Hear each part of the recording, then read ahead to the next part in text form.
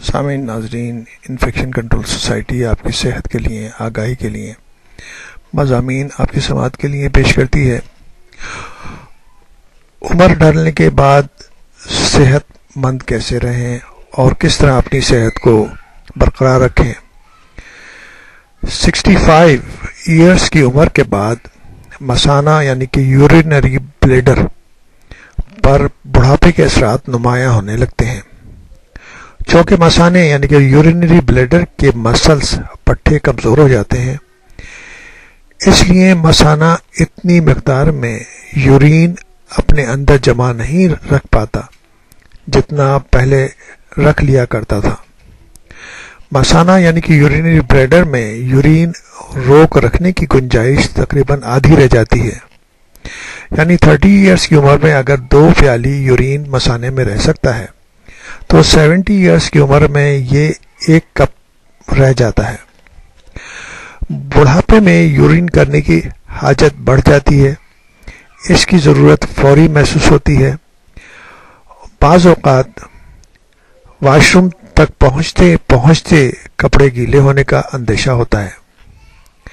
مثانے یعنی کہ urinary bladder میں حساسیت یعنی کہ سینسیشن بھی کم ہو سکتی ہے۔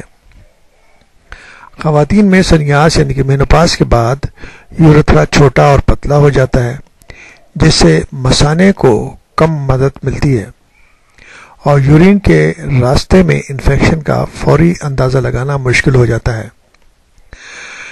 کیونکہ معمر افراد کے مثانے یعنی کہ بلیڈر میں کوئی تکلیف بظاہر محسوس نہیں ہوتی، جس سے یورینری ٹریکٹ انفیکشن کی ڈائگنوسس اور علاج میں تاخیر ہو سکتی ہے۔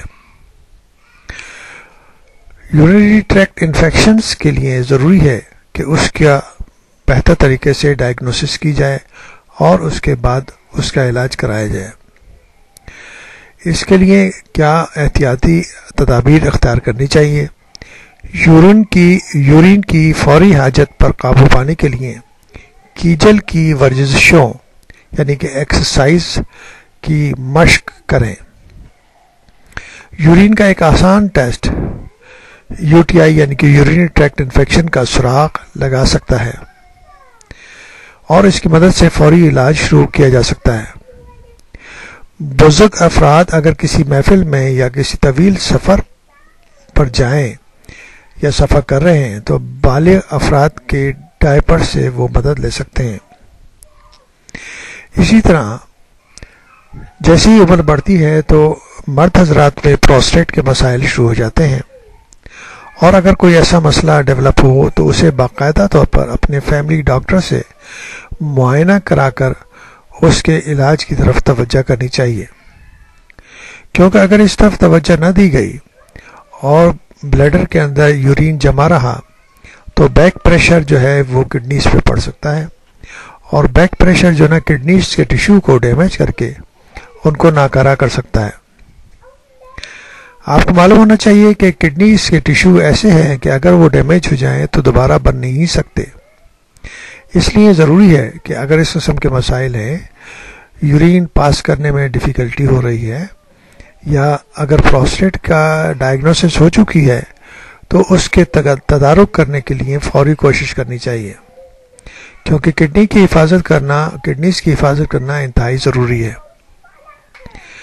ان مسائل کو نمٹنے کے لیے بہتر یہ ہے کہ آپ اپنے فیملی سے وقتاً فوقتاً مشورے کرتے رہیں اور ان مسائل کے اوپر حل کرنے کی طرف توجہ دیں اور بہتر زندگی گزارنے کی کوشش کریں۔